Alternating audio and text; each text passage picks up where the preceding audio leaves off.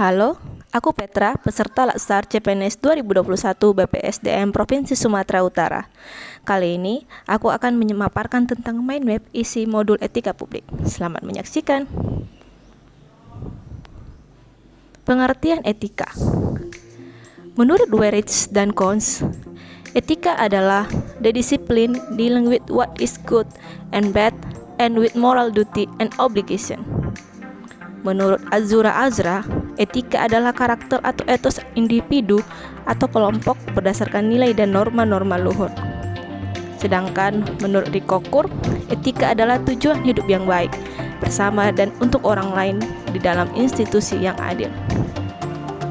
Dengan demikian, etika lebih dipahami sebagai refleksi atas baik buruk, benar salah yang harus dilakukan atau bagaimana melakukan yang baik atau benar. Sedangkan moral mengacu pada kewajiban untuk melakukan yang baik atau apa yang seharusnya dilakukan.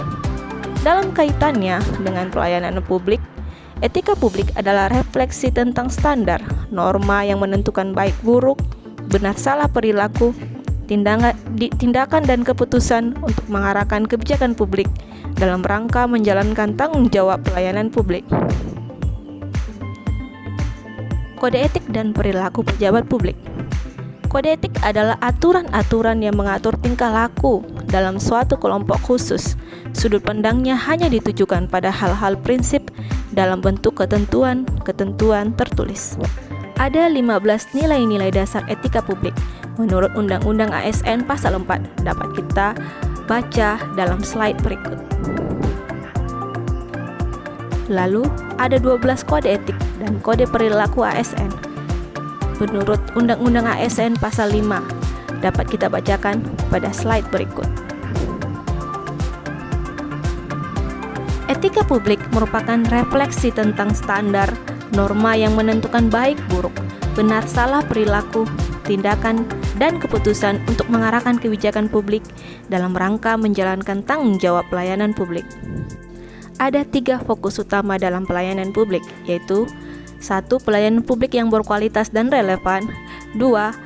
Sisi dimensi reflektif, yaitu etika publik berfungsi sebagai bantuan dalam menimbang pilihan sarana kebijakan publik dan alat evaluasi. Dan ketiga, modalitas etika.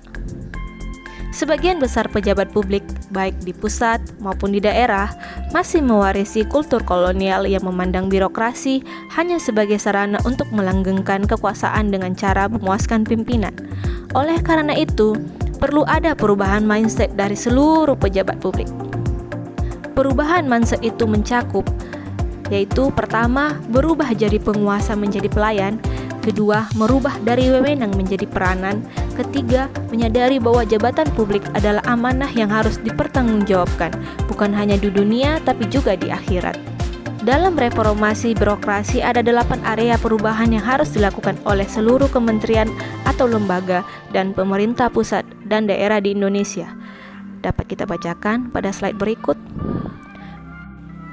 Seiring perkembangan zaman, perkembangan kebutuhan profesionalisme aparatur sipil negara sekarang ini menuntut dirumuskannya kode etik yang berlaku bagi semua jenis pekerjaan sebagai pelayanan publik, yang merupakan sebutan lain dari pegawai negeri sipil. Ada 2 perkembangan yang perlu diperhatikan.